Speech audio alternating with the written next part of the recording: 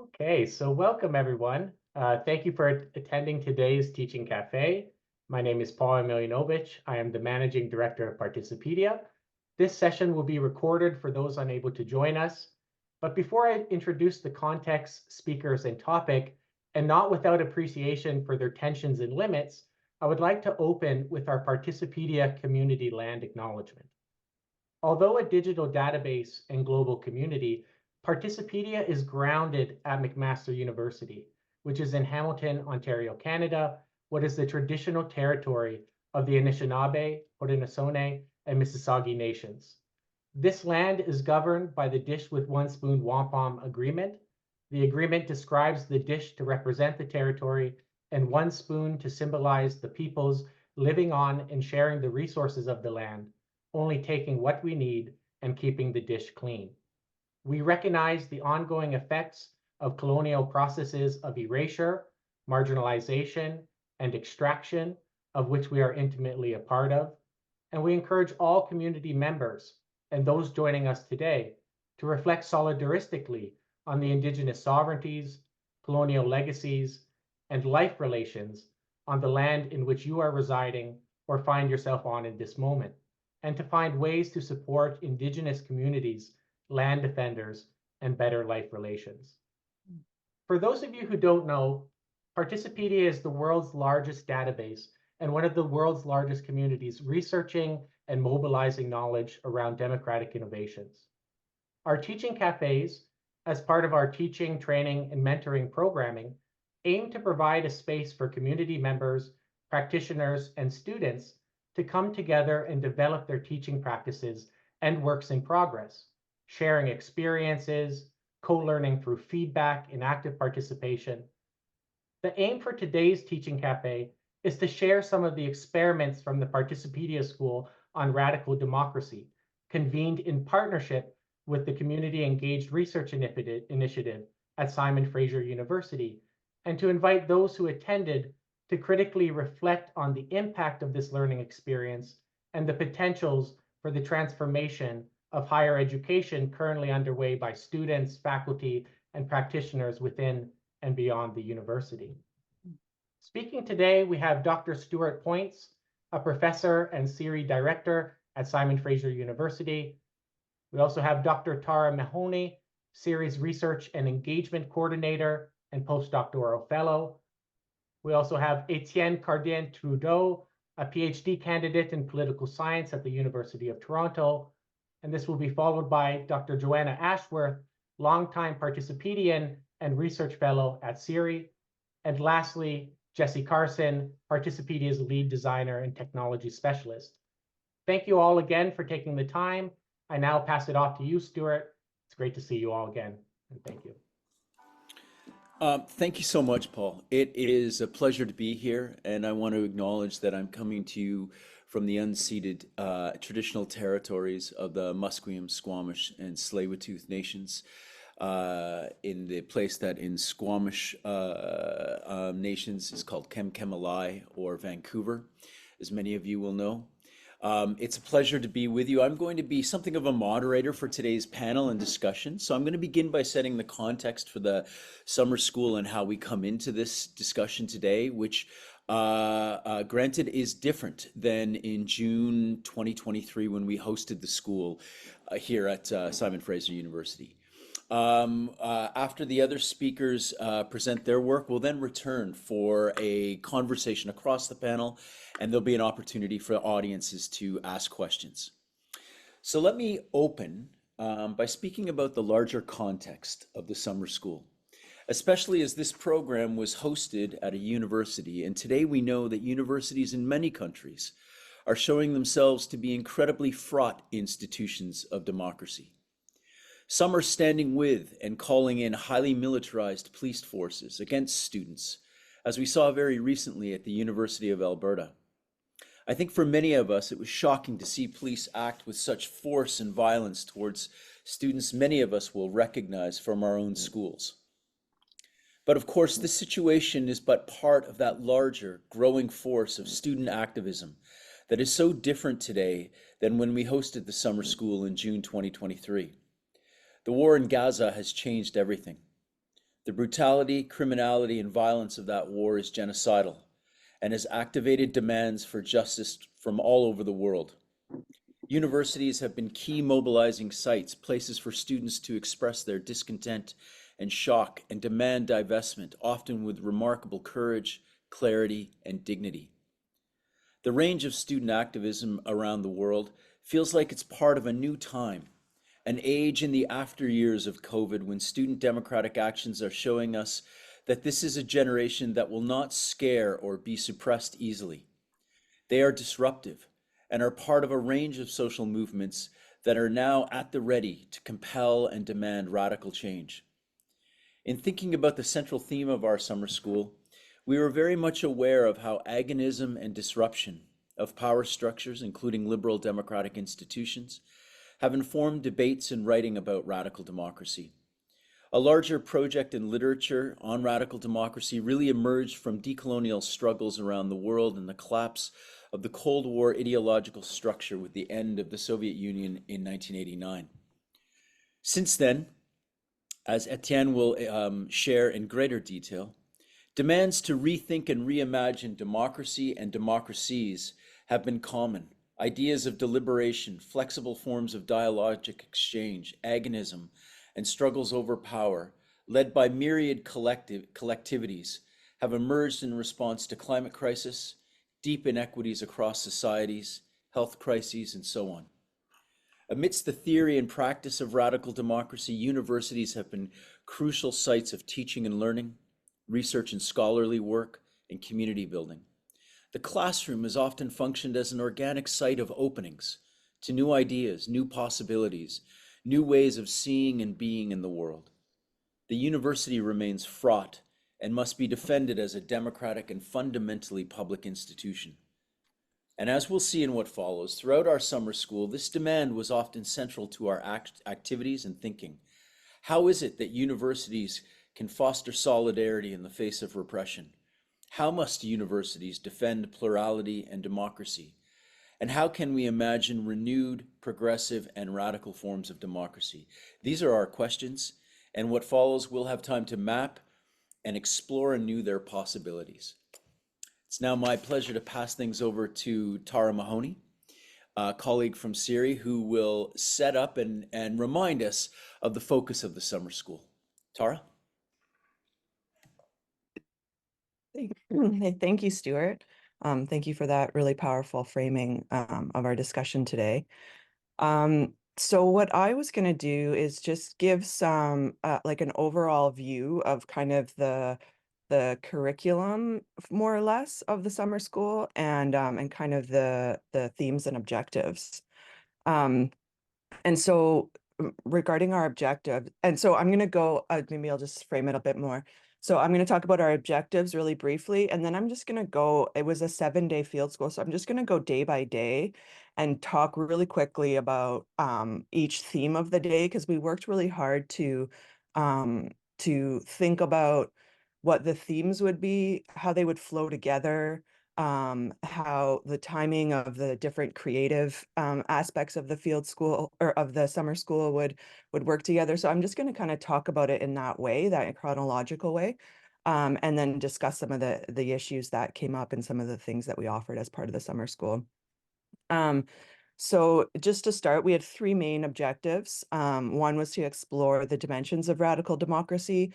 So the different visions, ideas, schools of thought, the limits, and the related theoretical debates. Those who have studied radical democracy know that this is like a super rich area and very exciting. When we had our planning meetings, they would often go over time because we just ended up debating the different ideas and practices and their sort of like the degree to which they were working or not working and their merits and things like that. So just very sort of stimulating, interesting content in that regard. So we wanted to explore that.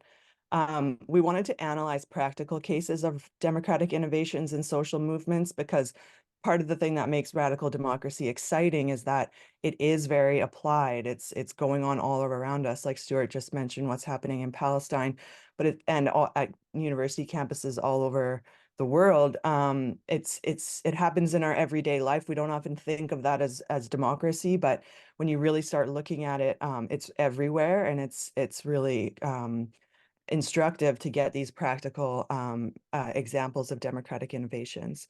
And then our third goal was to synthesize and present the learning. So to basically be creative in relation to radical democracy and think of what would be interventions that the student groups could do on their own in the places where they live and with the people that they know. And so that was really the design studio aspect of it. Okay, we'll move to the next slide. And so the first, so we had our orientation. I'm not going to talk too much about that. That was just kind of like the day everybody got to know each other, and we had a lovely sort of like reception and dinner where we actually heard from Zipporah Berman, who's a prominent climate activist here in Vancouver, who gave a really rousing talk about the intersection between climate and democracy. But then we move into day one, or sorry, that was day one.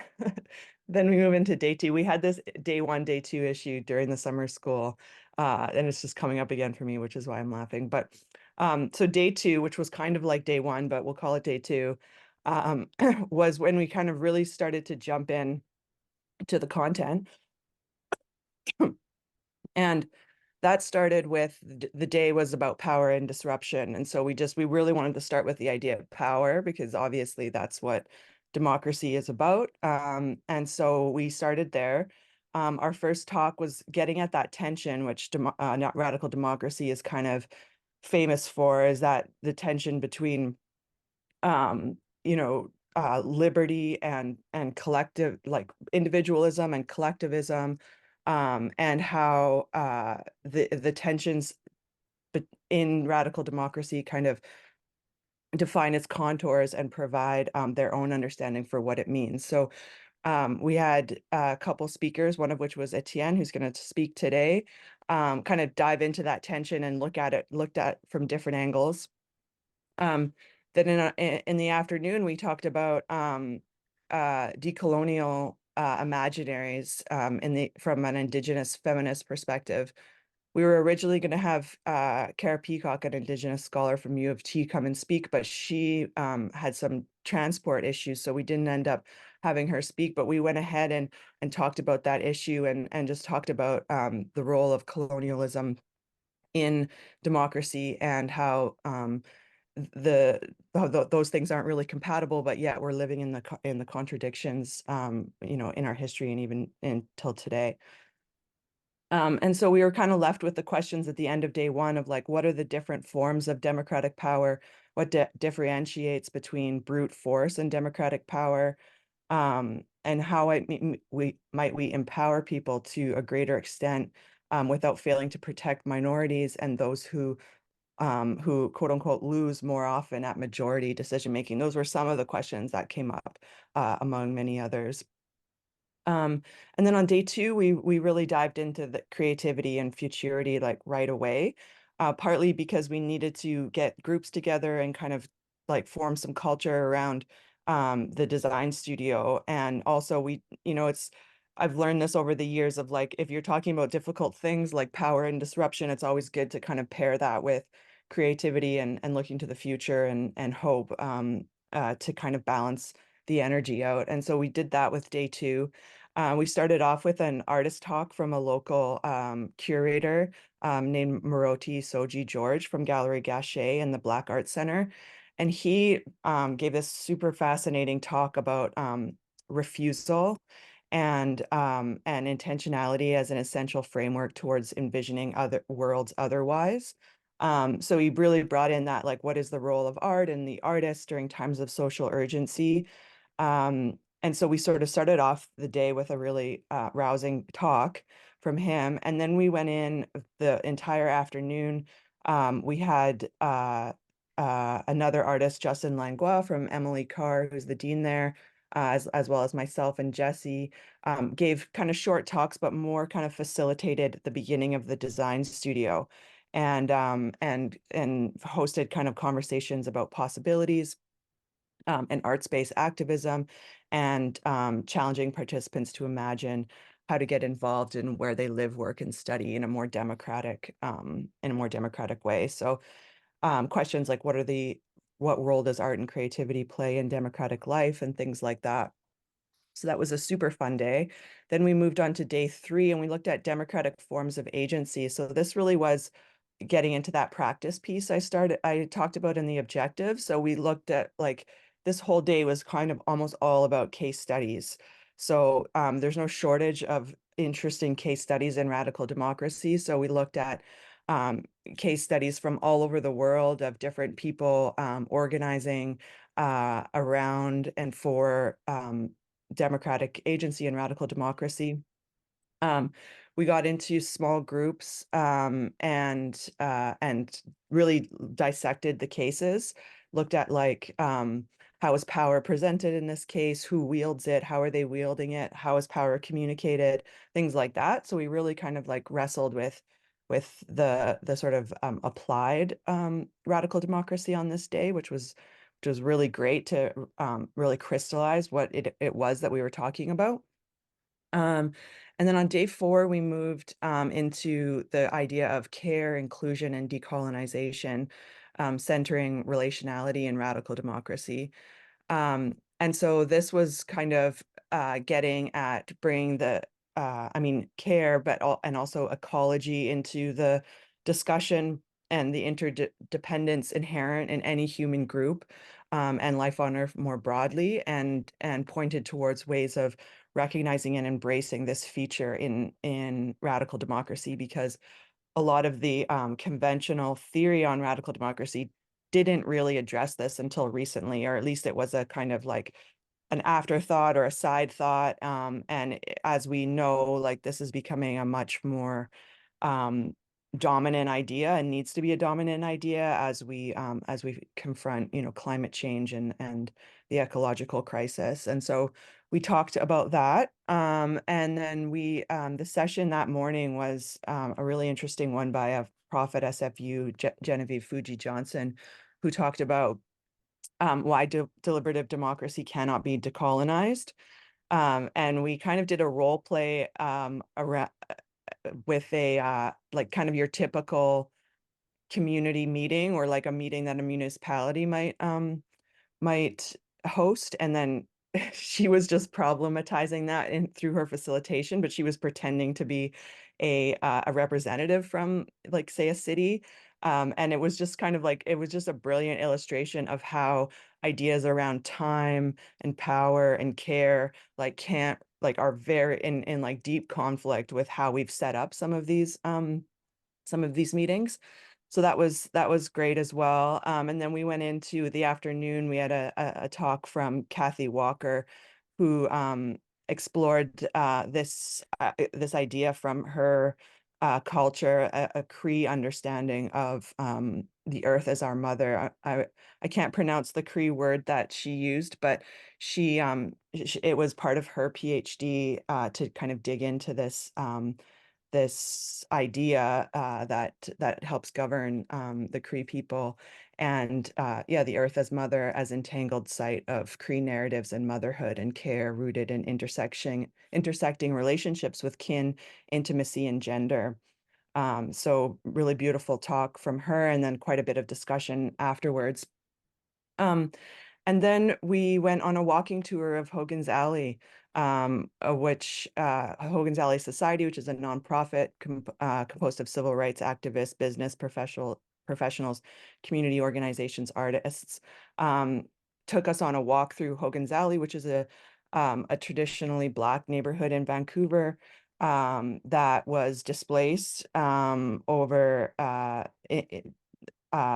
guess it would have been about 50 or 60 years ago, deeply displaced, but is now coming back in this like amazing resurgence through the Hogan's Alley Society. So they took us on a walk and showed us all the different landmarks and stuff that were important to that community when they were there and how they're being revitalized.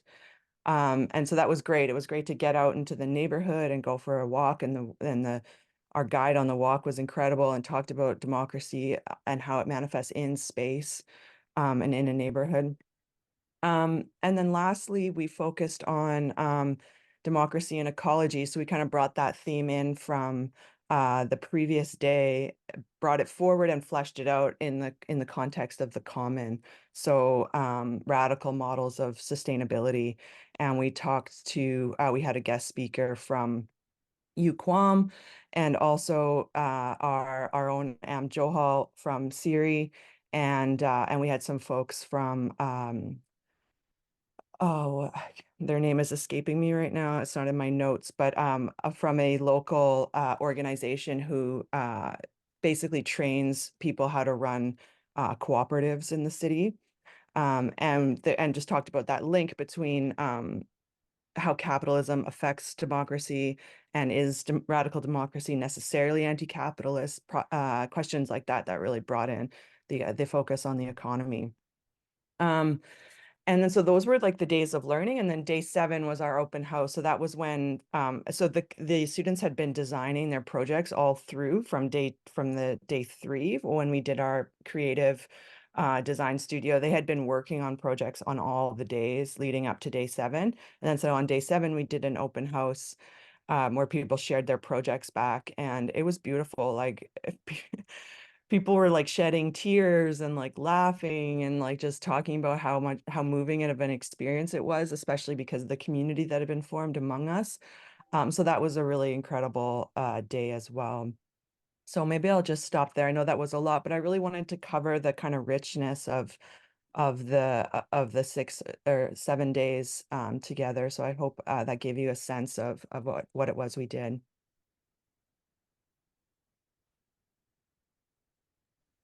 All right. Thank you, Tara. So hi, everyone. My name is Étienne Cardin Trudeau. I'm a PhD candidate at the University of Toronto, and I was part of the core organizing team of the summer school. And my role, as I see it, was mostly to kind of come in and help set up the theoretical backbone of the project.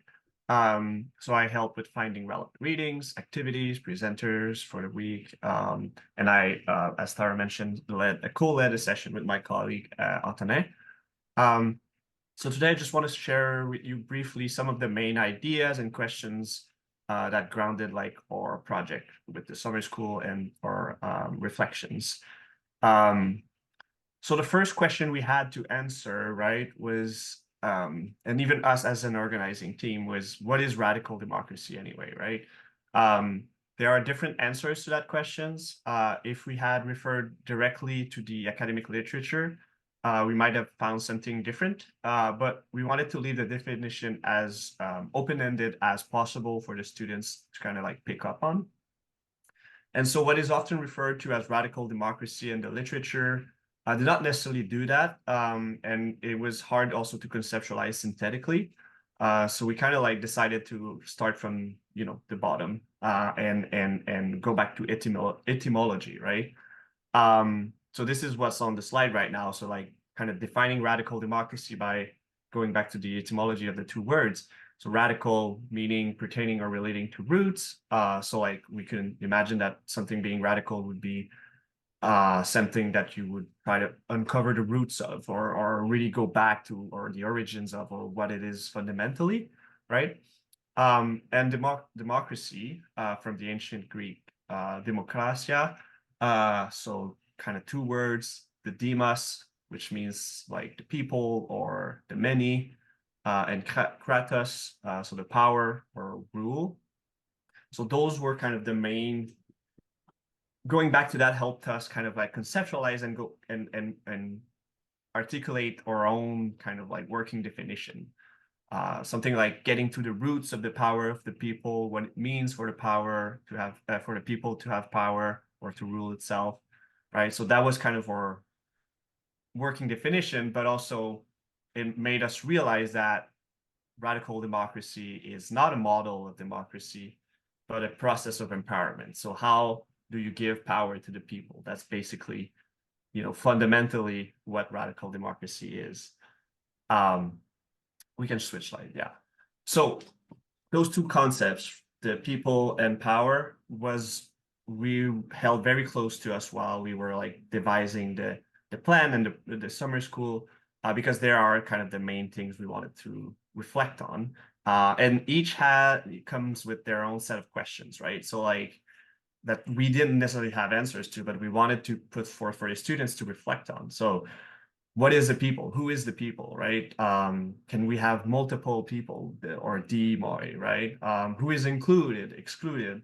Who represents the people? Those are all questions that are very, very salient in democratic theory, but even in some ways even more salient with radical democracy, because you kind of like want to radically kind of like pushing the envelope, right? So like you're saying we should empower even more the people, but maybe that's, we need to figure out who the people is first, right? And power, what is power? Who uses it? How can you legitimize it? There are different ways of conceptualizing power. There's power over, there's power with. You can use power against the state. You can use power as the state against, or, to make collective decisions. So those were all questions we wanted to touch on during the summer school, because they're essential in understanding what radical democracy is and the tensions that are in it, right? One of the core dilemma that this idea of empowering the people raise is this idea of the legitimacy of coercion. So for the people to have power in a very state-like frame, right? So like if you're a people and you want to govern yourself, you need coercion to solve collective action problems. So those are like free riders or people opposing the decisions, because in any like plural, big enough group that is plural, you'll have to use coercion to like make people fall in line and follow a decision.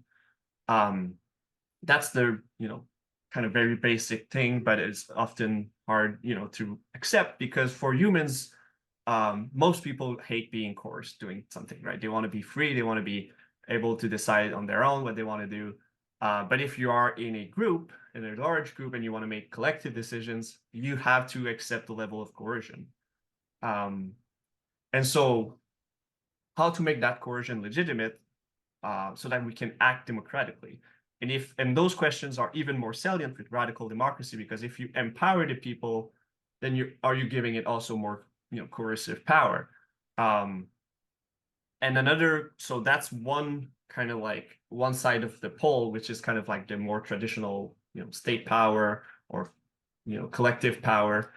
But on the other side of the pole of like using power is the idea of fighting power.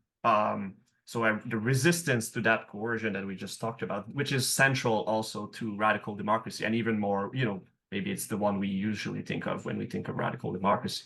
But those two things are part of like the reflection. If you want to empower the people, you might need more coercion, but you also might need more fighting or resistance power to kind of like put a check on that state coercion or more group collective coercion.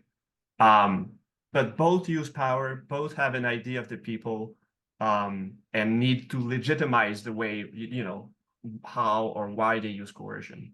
So how they use power. Yeah. Next slide, please. Yeah, thanks. So those were all like central dilemmas and questions that we wanted to for students to reflect on.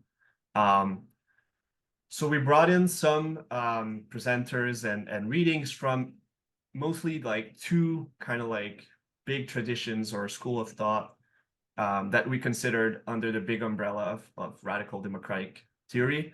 So the deliberative democracy side and the agonistic democracy. And both of them try to empower the people. So that's why we kind of included them in our umbrella, because it's an attempt at empowering the people further.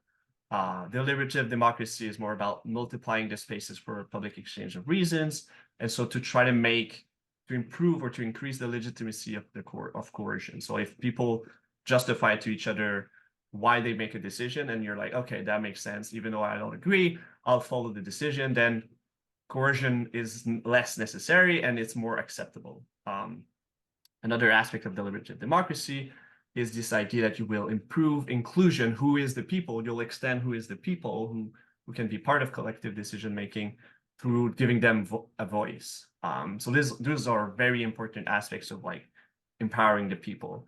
The agonistic side is focuses on a different kind of like aspect of that empowerment by multiplying the spaces of resistance to the use of coercion. So it's more about on the other side of the pole, right? It improves inclusion by creating alternative demoy. So like, oh, you're not included in that space, like the state people, then we'll create a space for us as, you know, a group or activist group, or maybe it's going to be like a diaspora group or something. But this is where we'll start our fight against the coercion that we feel is unjust. So those are kind of two ways of conceptualizing how to empower the people in radical democracy. We can switch on. So ultimately, we wanted the students to build up their own definition of radical democracy, right? We wanted to bring in some questions, some dilemmas, some tensions for them to reflect on and to kind of like craft their own idea of what makes something radically democratic. So we framed our pedagogical activities so as to make them reflect on what makes something radically democratic or not. And there's a lot of ways, you know, we've seen some of the ideas, we can kind of like extrapolate from them all the ways in which an intervention can be radically democratic. And so some of the questions we ask, or you can ask yourself, you know, which imply a bit that they are radically democratic if the answer is yes, right? But some of them we thought were interesting and relate to how Tara, like the different themes of the week that Tara mentioned, you know, does it empower people? Does it disrupt or contest power inequalities? Does it create possible futures? Does it open up new ways of being or thinking? Does it establish democratic practices or ideas in alternative spaces? Does it include marginalized voices? Does it foster and take care of relationships? Does it transform the way we understand our place in the world, right? So those were kind of some of the questions that some of the themes of the week put forth, like kind of for the students to kind of like realize and kind of like understand, and even like maybe they didn't think that, you know, including marginalized voices was enough for an intervention to be radically democratic, but then they had to kind of grapple with that question. And so, yeah, that was the main kind of theoretical background on my end. So I'll now leave the floor for our maestro, the leader in the organizing of the summer school, Joanna Ashworth. Oh, thanks, Étienne. That was a great overview. And Tara, thanks for digging into the themes. It probably doesn't say enough about how, well, I think you touched on it, Tara, that, you know, the back and forth, the conversations, the really rich process that we were involved in over several months as we were planning the summer school. And really, so my opportunity now is just to share a few of the examples. I mean, you've touched on them, Étienne, I think, with the questions that you've highlighted for us and the sort of the underlying theory. I'll just back up for a sec. And Tara, of the themes. So we've heard about the core themes: disruption, power, creativity, futurity, democratic forms of agency, deliberative research, care, relationality, decolonization, ecology, economy. Like there's a lot. And so in order to kind of unpack these themes, we wanted to design our teaching and learning in such a way as to create a kind of a culture of democracy within the classroom, as we were also unpacking ideas about democracy. So trying to be congruent in that regard. So we included, you know, a sense of, you know, dialogue, engagement, inviting questions, opinions, as well as being as transparent as we can around expectations, inviting active participation, sharing power within the group, removing grading from the course. I'll say a little bit more about that, because we had 33 participants. 10 of those were grad students taking the course, the program as a course for credit, and others who were students, but and also civic leaders, people working in various kinds of community organization. So not everyone was there for credit, but there was no grading, there were no marks. So we also identified, many issues of concern within which we could ground the theories of democratic participation. And we emphasized creativity, imagination, design, and futurity. So that's a lot to have as a kind of vision for this school. But I think in many ways, we got there. And I just wanted to share some of the examples, what we did. So that's the next slide. Just a little bit more specific. So we did a lot, and we've touched on that. I'll talk a little bit about the flipped classroom, the welcome reception, the community guidelines, self-location around experiences with democracy, the case studies, the democratic spaces in urban center, democratic interventions in the commons, the closing circles, the self-reflection, and then Jesi will spend a little more time talking about the design project. So let me just tell you a little bit in more detail about the flipped classroom. So that would be the next slide. So Tara mentioned that before we actually met in person, we had 2 meetings through a Zoom calls 2 weeks before we got together in Vancouver. And we really wanted to prepare the ground with everyone with an orientation to the readings. As you can imagine, there were a number of them. I have the binder here. Has a lot of reading. We wanted to get people prepared. We also noticed that, and recognized that some people were working on their PhD in political theory. They were already pretty well grounded in some of the theoretical concepts. Others were coming from a professional practice orientation, so without a lot of orientation to this scholarship, but with a real experience in practice.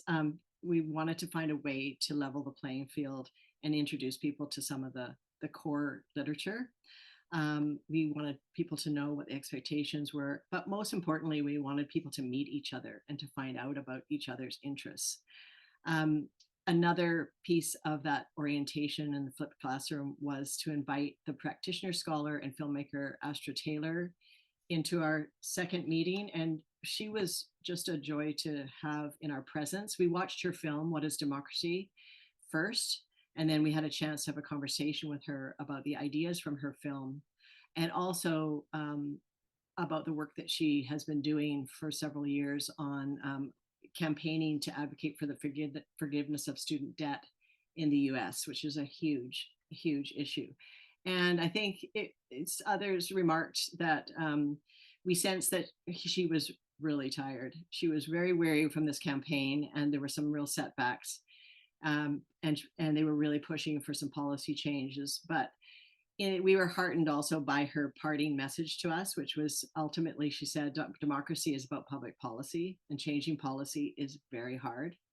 It's possible, but it's hard. And she invited students to ask themselves, what gives you energy, and to work in those areas that give you energy, work for change in areas that matter to them. And with these conversations, with meeting each other, that was the beginning of the summer school.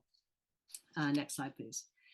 And when we met in person, this is our day 1 in person.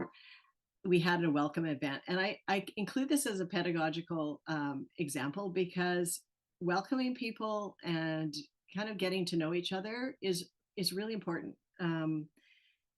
Day 1 of the summer school, we gathered in a reception with the aim to build community. And building community is all about starting with food, conversation, and some drinks. And in this case, stories of radical democracy. Tara mentioned Sephora Berman. She's well-known, I think, across Canada, but internationally with her work with the NGO Stand.Earth. She's working very hard on a oil and gas treaty that would see the end of the production of oil and gas.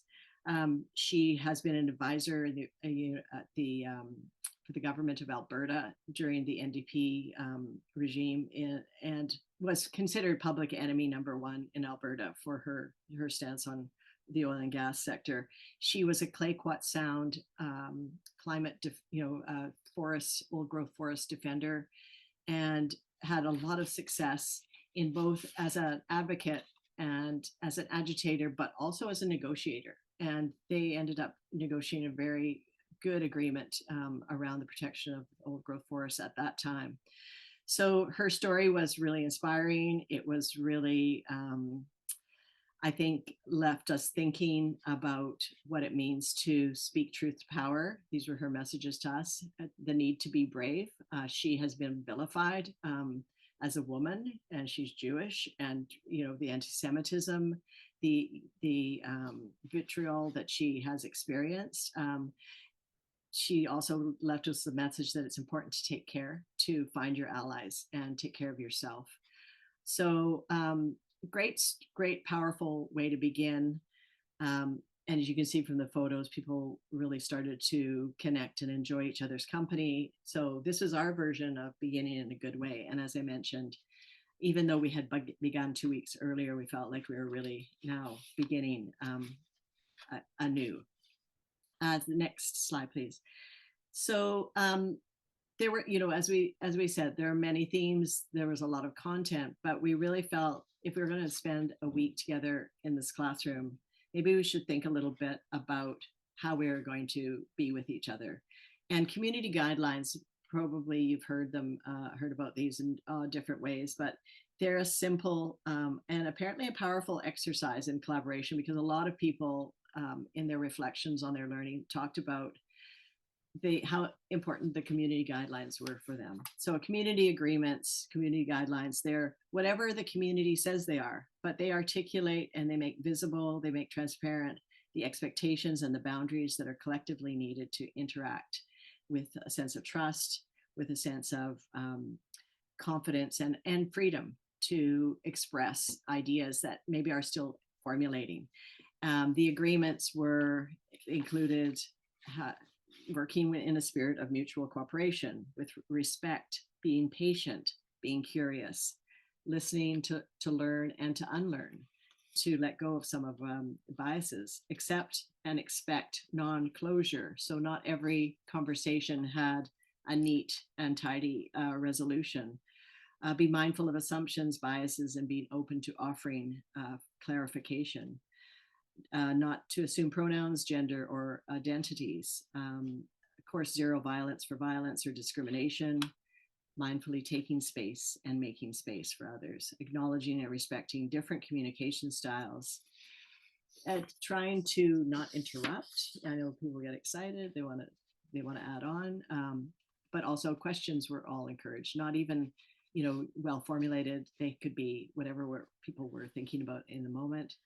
And kind of building on the Occupy, we use a lot of, if you couldn't hear what people were saying and asking them to speak up, we use the twinkle hands. We asked people to say their names so we could get to know each other, explain jargon and terms. So these guidelines seem to be really important, and they were the guidelines. They're not standard in any kind of group. These really had the fingerprints of everyone in that group. And I think in the reflecting on learning papers that we read from the students, they really seem to matter. Next slide. Another pedagogical method that we used was, and Tara brought this to the group, it was on self-location and lived experiences with democracy. And it was really early on in the program, we asked students to physically locate themselves along a continuum from most engaged and empowered in democratic life to disengaged and disempowered. And referring back to Astra Taylor in her 2018 documentary film, What is Democracy? For many, she documented in that film, many people feel democracy feels like fear, grief, and suffering. And when we heard from the students who landed in the disengaged and disempowered end of the continuum, we had that sense. Some examples were feeling the tension between the frustration on the limitations of traditional voting and non-democratic ways of making decisions that people had experienced. Climate policy gaslighting were some examples, feeling disempowered in professional settings due to processes that were not transparent, encounters with political leaders who lie, and student council votes that were ignored in a school setting with a citation that this is a school, not a democracy. So some real sense of disengagement, disempowerment, but on the empowered and engaged end of the continuum, some of the examples were being part of community groups that came together to discuss and find ways to better make collective decisions, being part of a citizens' assembly, and making a legal claim, and contributing to a new policy or program. So, you know, I guess we wanted to start with where people were, their own lived experience, and I think that's meaningful on so many levels as we started to look at cases of others who were trying to make change. Let's look at the next slide. So Tara mentioned that in the day that focused on creativity and futurity, we invited Justin Langlois, who is professor at School of Art, Emily Carr School of Art. And among the many examples that he provided, he talked about the role of art and creativity in democratic life, and what role can it play, what role does it play. And he sent, among the things that he talked about, he sent students outside with this map. And we were right in the downtown core of Vancouver, and the map has a number of questions. You know, what can you observe in the public space or in the private spaces of the downtown core that looks like democracy? Where is democracy absent? Where are the possibilities? And I'd love to hear, for those of you on the call that experienced this, there's a lot of conversation. Unfortunately, I was out of the room when the debrief happened because I was setting up for the next part of the event. But I think I heard lack of washrooms is truly non-democratic. Possibilities for democracy, the art gallery steps, the university, as Stuart has pointed out, where that has really come into question as the university a site of democracy. Anyway, I'd love to, when we have the question period, let's talk about what you experienced for those of you that were there. The next slide, please.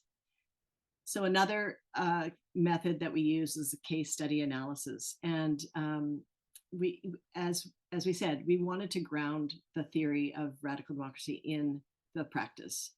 And so Étienne did an amazing job of identifying 7 cases. They were around land back occupation with the Six Nations in Ontario, Decide Madrid, which is a digital democracy initiative in Spain, Greek Solidarity Movement for Citizens' Health, farmers' protests in India, the United Kingdom of Citizens' Assemblies on Climate, landless workers in Brazil, and the Knitting Nanas Against Gas in Australia, my personal favorite.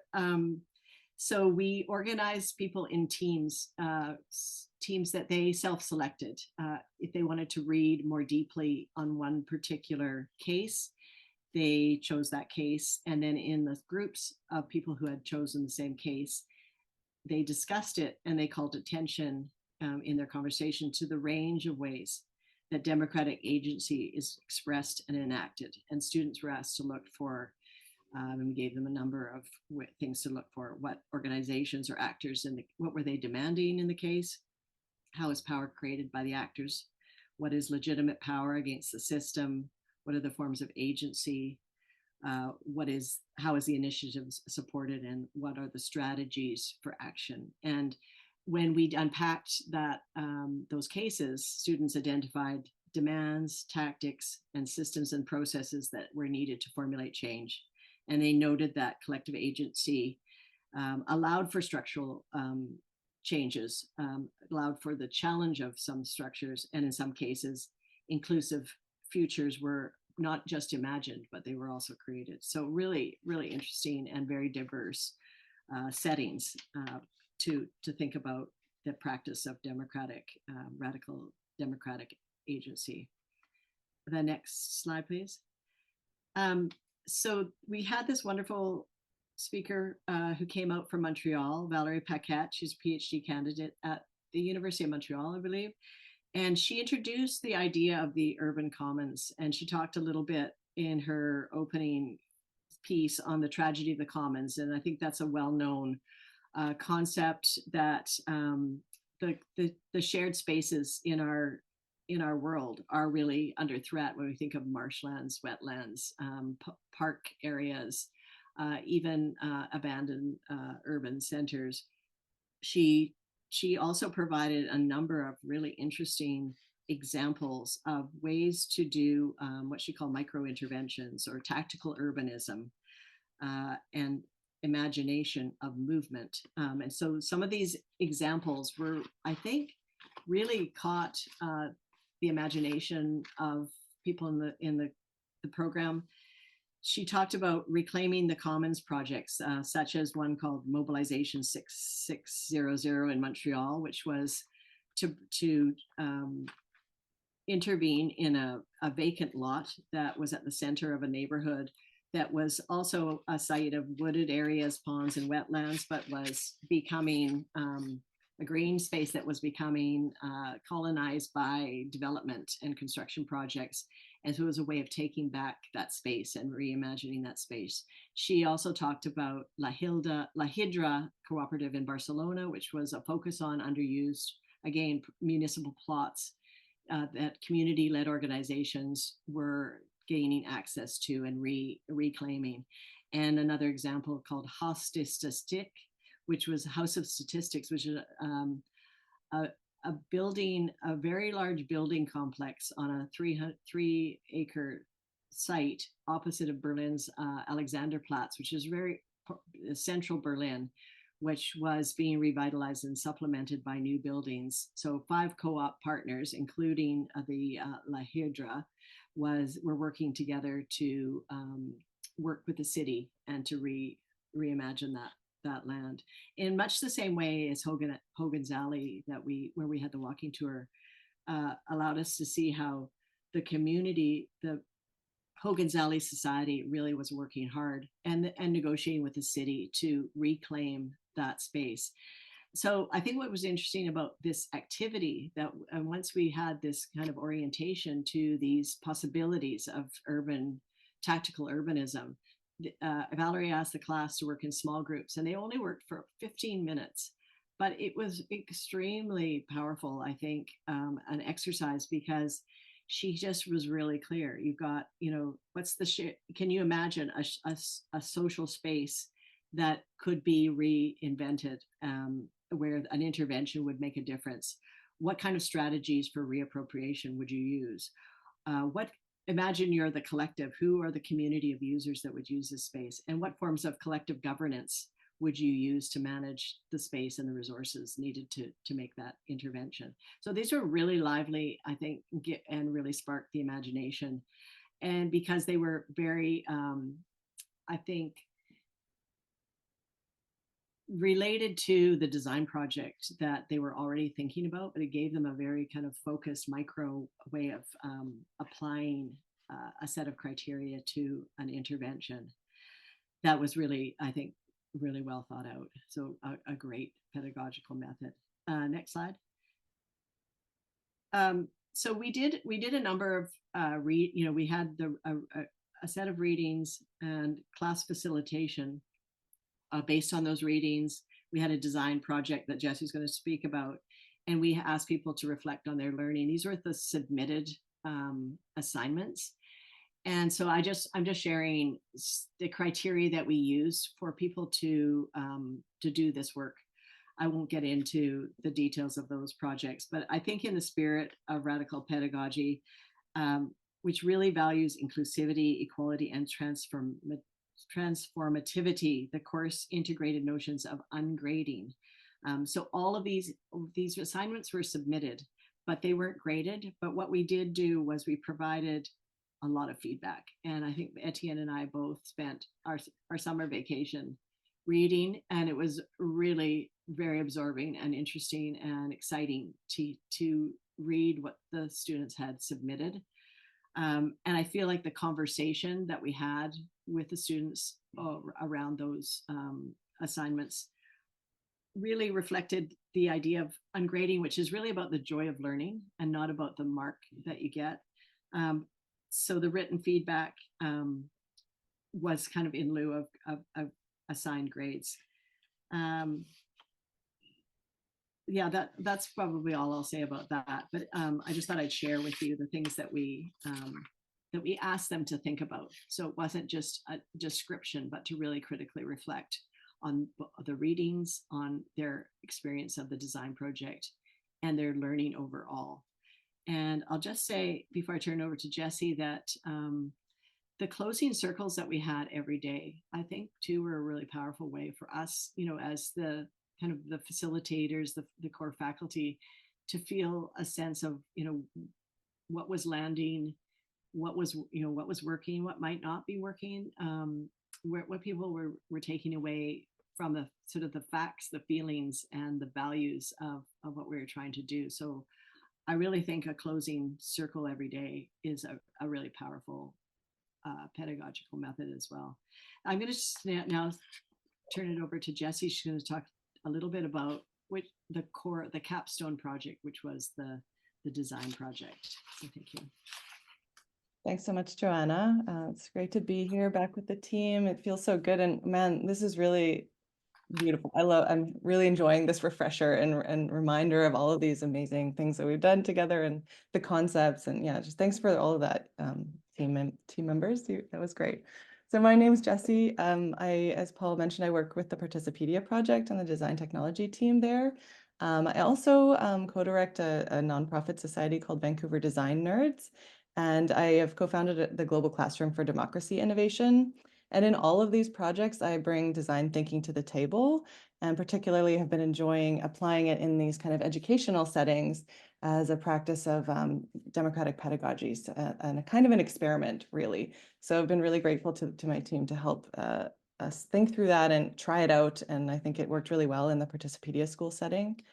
But just to clarify, I guess, the way that we're using design, because a lot of times folks think about design as really just solutions oriented and a way to solve problems, which it definitely is. And there are a lot of ways to do design in that way. But I think the way we're applying it in Participedia School is more of a reflective tool and a way to sort of critically and cooperatively unpack really complex ideas. Obviously, you've just heard, we threw a lot of things at people throughout this 7-day program, like many, many ideas and concepts and some amazing speakers. So we're using design as a way to navigate and relate to the ideas. And so that's kind of what design brings to this space. I really love this definition from Arturo Escobar, that design is a conversation. It's not necessarily about solving the problem. It's about processing the issues and coming together around them and thinking through making, essentially, is what we were doing in the Participedia School. This was our jumping off point. So a really big question kind of related to the micro interventions Valerie was asking us to do. But our big high level jumping off point was how might we co-design a radical democratic innovation for a specific community or place. Obviously, this is a big question. And what does the design tools that we brought forward helped people to do was to sort of zoom in and create a focused approach to tackling this big question. I'll give you this framework just for your own interest. I would check the chat as well and go look at the report that we put together if you wanted to read more about this. But we use this sort of standard double diamond design thinking process just as an underlying framework to get through the entire week from start to finish in these kind of iterative cycles of thinking is what this was about, right? You're going big, you're collecting a lot of information throughout the week, you're kind of synthesizing that into a cohesive, smaller question that then you can brainstorm and answer. And we did this through workshops and worksheets and a bunch of other stuff. And then we presented the ideas at the end. I'm not going to give you all the details on it, but this guided framework really helped us to process all of these ideas, as I mentioned. Just to give you a little taste of what it looked like, this is one of the worksheets we started the week with when we formed groups initially. We felt it was really important to bring folks together around their own lived experience and the things that they really care about and what they're bringing into the space, not just what the presenters are feeding to them, but what are they bringing? There's a lot of rich experience there. So we used a framework called Passion, People, Places that we created for this school. It's kind of a custom framework. So all the team members could kind of share with each other the places they cared about, the things, the topics and issues that they were most passionate about, and the communities that they're a part of. And then sort of bring all those together and create some keywords that they can get behind as a group. And that was kind of the secret sauce of their design project that they brought with them through the whole week. And daily reflections and guided processes could help them listen to all of these big things that were being shared with them and relate back to them in a personal way, in a way that they really cared about. And we did a bunch of other stuff throughout the week. I'm not going to share everything, but this is how we finished the week. I think we mentioned this earlier with having co-created these unique approaches and design concepts for enacting radical democracy in community. It was a lot of fun, and I definitely cried at the end. I'm going to hand it back to Joanna. Wow, it's there was just so much in those projects. It's hard to describe, but yeah, please read the report. Each of the projects are summarized there, and I'm sure we'll put the link in the chat. But I think when we think about the student experience, which is really what this is about, we had we invited the students to come together recently, a couple of weeks ago. We had a really interesting conversation with those who did show up. And I hope those of you who are on the call today, you'll also share some of your experiences. But I just want to start by saying, Paulo Freire suggests that democratic education is part of the process of humanization, becoming more fully human through transformative critical dialogic reflection and action. And I really like what I've heard about the student experience. Really, it is about the content, it's about learning more about radical democracy, but it was also about personal transformation, sort of the surprises that came up for people. And so in this recent conversation, I'll just share a few things that came up about the way the program was designed, with students coming in with different perspectives, the breadth and depth of the content and the participation in light of where we are politically in the world, the polarization that's taking place. It was just, I was moved by the course, said one student. The co-design of the community guidelines supported our well-being. The focus on creativity made me realize how participatory democracy can be a creative process, and for it to be truly inclusive of diverse experience and perspectives. Another said, I learned to step back and listen, to be in the moment, to get rid of the mental clutter. And another, I enjoyed the feedback on my self-reflections on learning, as well as the daily reflections as we checked out. And yeah, I just had a couple of quotes that came out of the written reflection on the next page, and then we're going to open it up to your questions and comments. But one student said, as she was flying back to her community back east, she said, I'm left with a sense that our modern democratic and not so democratic societies need more space to dream up new worlds, new possibilities, and imaginative futures. And then another said, being surrounded by such a passionate group of people demonstrated that there are still so many folks that are committed to this work. Throughout the week, I kept returning to the themes of care and relationships within radical democracy. Hearing Kathy Walker, who's a professor from Saskatchewan, speak, moving through the readings for the course, and seeing the care and relationships building in the classroom really emphasized their utility and necessity. Moving forward, this is a teaching that I hope to hold on to. So those are some of the many comments. This is a really exciting and rich to see what people really experienced and how it lined up in many ways with our aims of trying to create a democratic community space within this summer school. So let's open it up for conversation. Over to you, Stuart. Thanks, Joanna. So this part of the webinar is got more flexibility to it, and I want to open it up to our audience to share questions and comments about what you've heard. I'll note that in the chat already, there's a really great question from Nadia, which I want to come back to about the program and just its design, and also very appreciative of some of the other comments about being inspired and really motivated by what is being shared, and in fact the Radical Democracy Summer School itself. As I said, I want to go back to a question that Nadia noted in a moment about the program design, But before we do, I wonder if we can pick up on that last element, Joanna, that you shared from student comments and feedback. And this is really a question for the panel and also for our audience to think about. I'm really taken by how Astor Taylor, one of our early visitors to the summer school that helped us to get launched, has foregrounded the idea of solidarity building in support of radical democracy and in movement building. And it strikes me, I want to ask this question in relation to the classroom.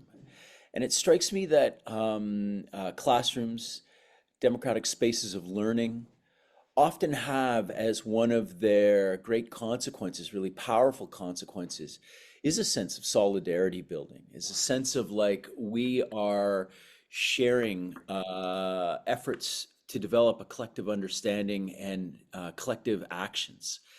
And I wonder, I think what Astra's drawn our attention to is that thinking about solidarity in the service of democracy is surprisingly underthought, under theorized. And I wonder if we can throw it to the panel and ask them to share with us about what you saw in the summer school, what you've thought of subsequently, about the role of classrooms and learning spaces in building solidarity in support of the sometimes the utopian aims of radical democracy.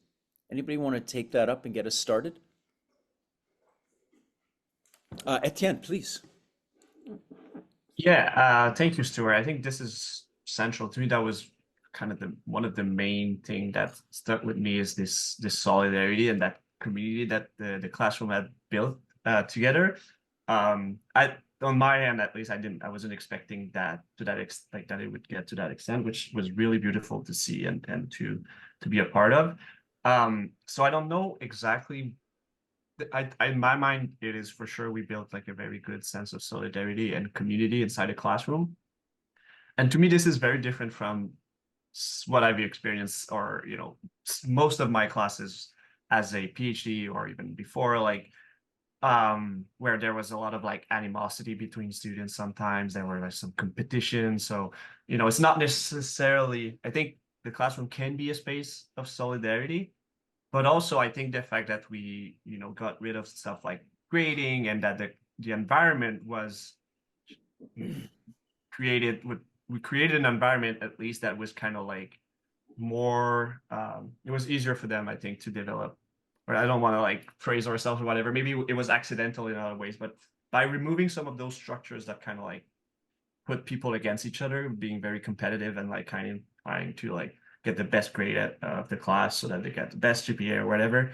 This, I think, helped in creating a more of a sense of like, oh, we're in this together for the joy of being there together and learning about stuff, and maybe taking that outside of the classroom afterward. So I think that was something very interesting to note, and that I definitely think was central to the summer school. Thank you, Étienne. And I just want to note that word joy, which I think, and one gets a real sense of from the outcomes and the experience at the school, that was part of the texture of the room and what allowed people to come together.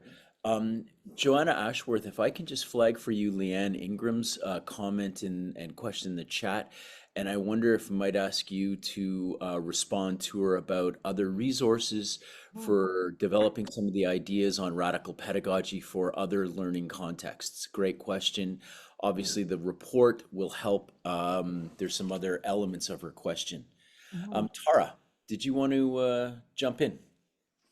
Yeah, thanks. I just, build on what Étienne said and bring it back to the kind of like planning and the pedagogy was like super important here, I think, for the solidarity piece of just being like, we're gonna disagree. Like this is, I can't remember if we actually used this language of like safe space versus brave space, but it was kind of that spirit of like, we're gonna disagree, we might have very different ideas of what works and what doesn't and different experiences, but we're all here for the greater kind of like good and for that and to learn. And so just like really setting that tone in a bunch of different ways at a bunch of different opportunities, I think built that really like set the culture or the spirit of the thing. as a baseline, which then allowed people to, even if there was, because there was like some heated, I mean, I wouldn't say like disagreements, but there was a lot of like lively discussion back and forth where people disagreed. But I think because we had set that container, it was done with a spirit of like, this is what democracy is. Like, it's as long as we have respect for one another, we can disagree. And I think in our larger discourse, we've kind of lost that a little bit with like how people are so entrenched in their views and immediately get defensive if someone's disagreeing. That was really, I think, because of the way you know, and kudos to Joanna for this. I think like brilliance in how it was designed and sort of like the pacing of it allowed people to form a different type of culture that was more conducive to solidarity. And then I think like, yeah, we talked about this a lot in the closing circle and afterwards of like, it's easier to do that in a classroom. And then it's like, how do you then bring that out into the world and facilitate it more broadly was one question we were sort of left with. Thank you, Tara. I mean, I think that that transition to outside of the classroom, outside of the safety care of that environment is tremendously challenging. But it is worth noting, and I think the summer school really captures this, the spaces that are generative to build from, including classroom spaces. That's so important.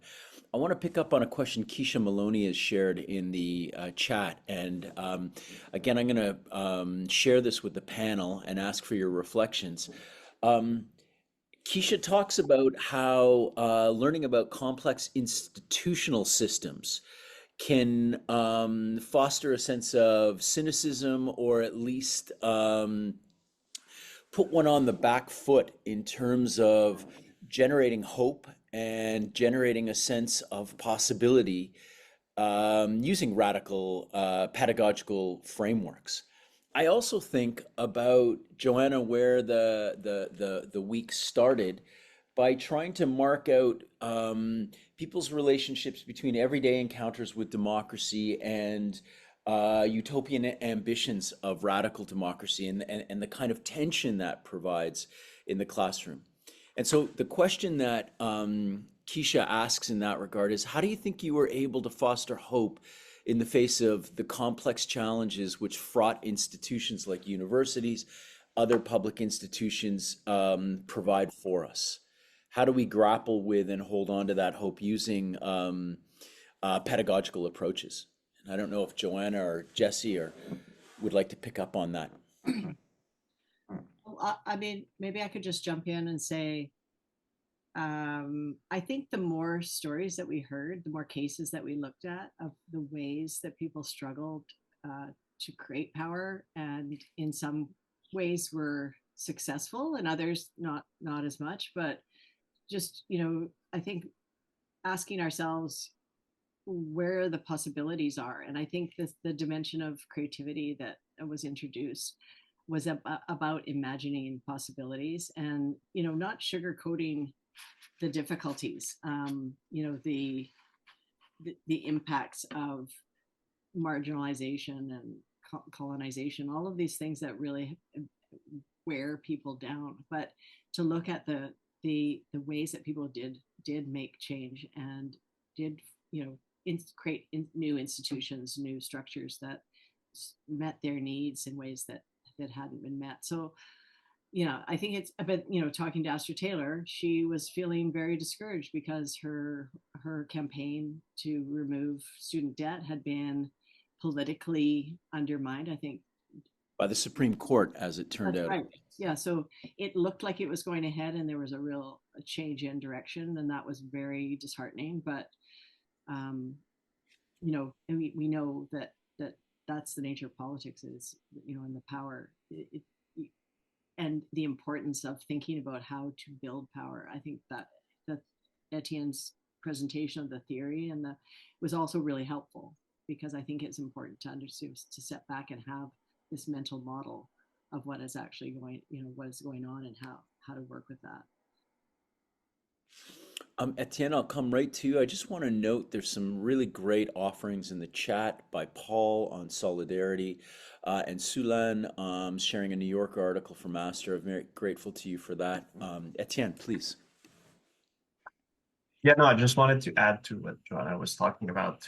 I think one of the core ways in which we keep we keep like having hope, even though we see all those challenges and those obstacles to democracy, is by kind of like aiming to stay at the local level. So what can you do, like, right? So like that's often one way. So that's why the intervention, like the design of a democratic intervention was often like local. So like very, and then what Valérie Paquet also shared was very small things that people can do that can have a very powerful effect on people around. So like having an intervention on a neighborhood is often more manageable and hopeful than like solving climate change is not.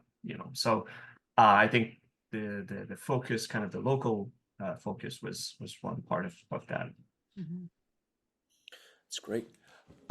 Maybe we could turn now to I have it's 10:19. I think we've got about 6 more minutes or so for dialogue and exchange. I have a larger question that I'd like the panel to reflect on, maybe as a way of concluding. But Nadia, a few moments ago, asked a question about the sequence of projects that students completed throughout the course, to give a sense about how I think, if I follow the question correctly, to give a sense of how engagement with projects of radical democracy, of design, for instance, were taken up.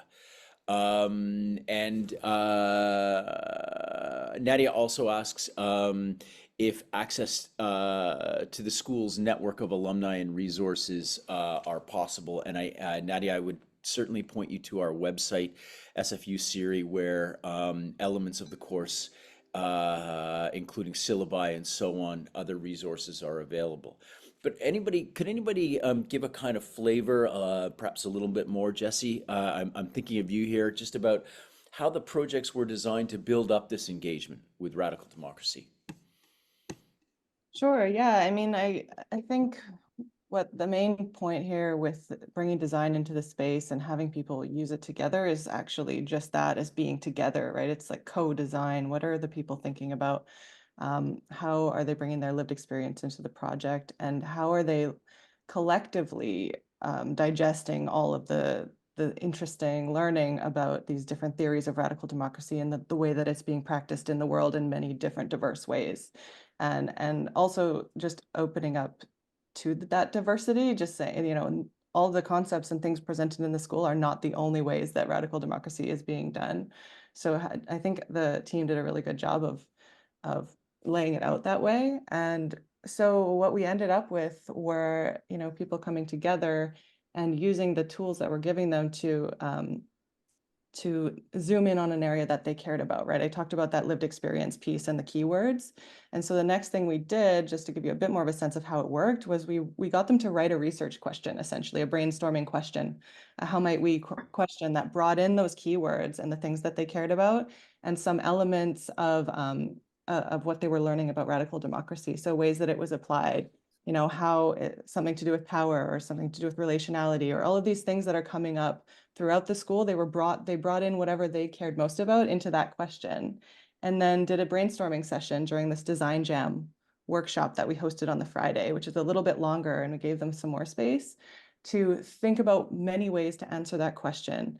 And that is just a really generative space, right? It's like all the idea, there's no such thing as a bad idea. Like all of the potentialities, the possibilities of radical democracy started flowing out of everyone together, right? And that's just a really exciting and energetic way to engage with these hard things, right? Design does an amazing job of looking at wicked problems, right? These things that are not tackleable alone, right? You need to have many ways, a plurality of ways and approaches to deal with these big issues that we're facing in the world. Institutional design being one of them, going back to Keisha's question, remark as well.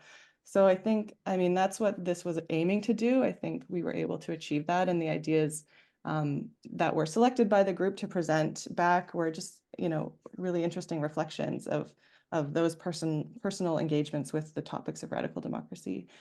We do have a paragraph about each of the projects in the report. So you can check that out and actually read the description of all of the projects there as well.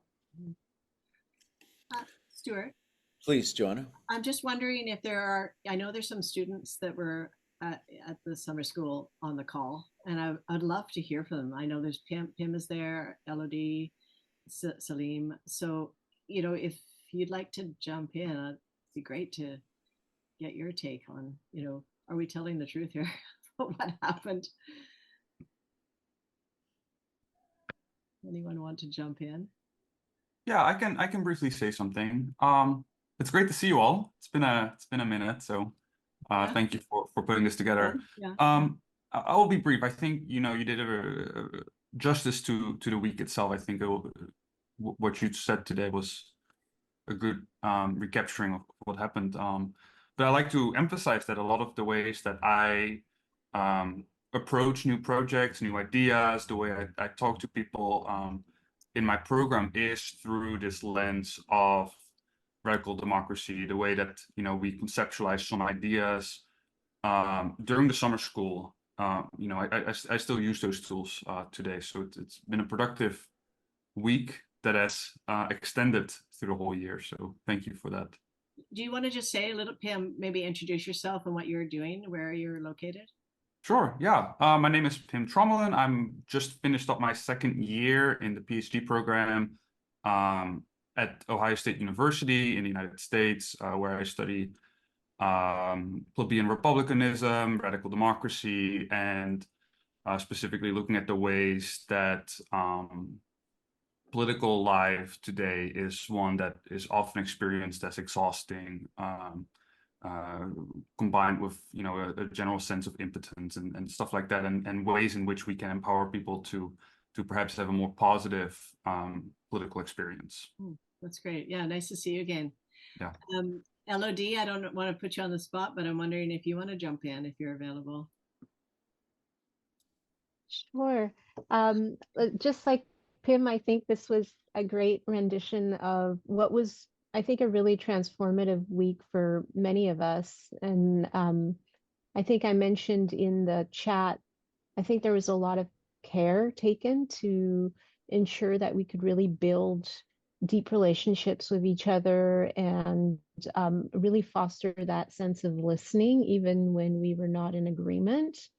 And I think that is something that we don't necessarily take time for in universities. I'm also a PhD student like Pim, and in our classrooms, it is not often that we get a chance to really build space in that way. So I think there is something to be said about making time and space and bringing in this design thinking, which so often is lacking.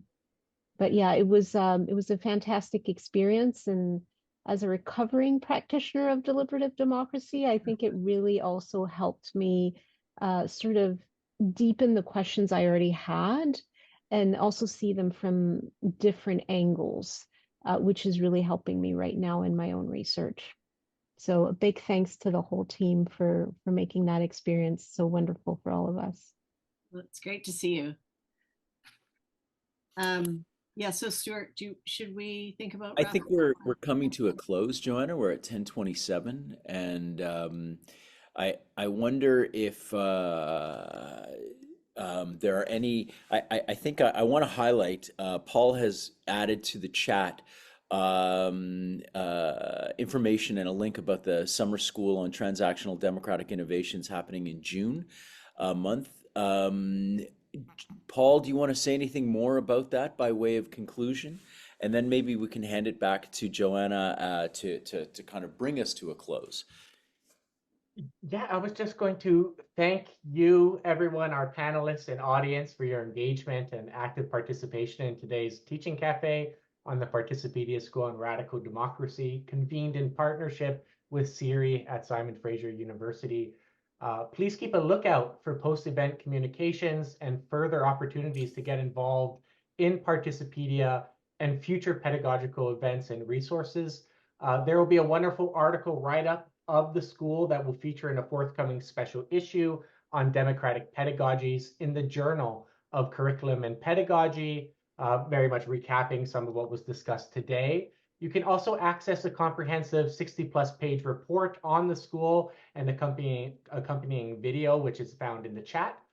Please also check out CERi's website and its resources, as well as our Participedia School link, which features information about our past and upcoming school, the most recent on the transnational democratic innovations taking place this June simultaneously at 2 locations, in St. John's, Newfoundland, and in Cape Town, South Africa.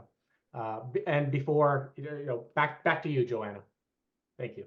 Well, thanks, Paul. Well, I wish you all the very best for the summer school coming up.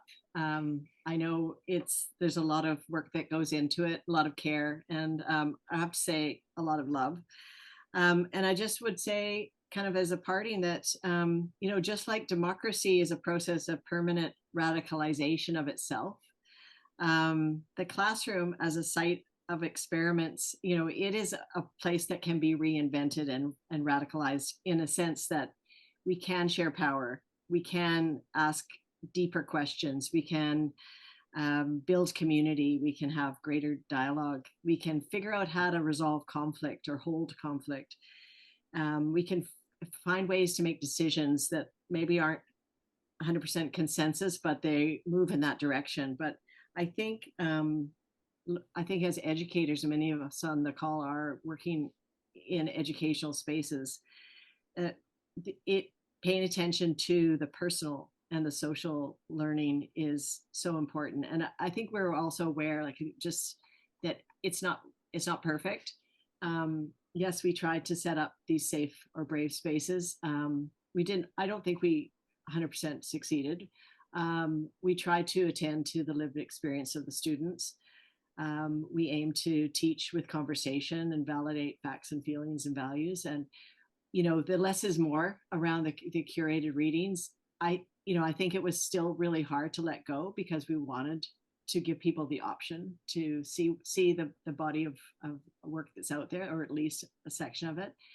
And we tried to make the learning activities meaningful, consequential, and weave together critique and care throughout the program. So these are some of the things that we aimed for. And I think that in any kind of learning environment, we need to aim for these and more, and I think there's always more and better and bigger that we can do. But it's just been like the most enjoyable and a profound experience for me, working with amazing people and working with Participedia more broadly. So thank you for the opportunity.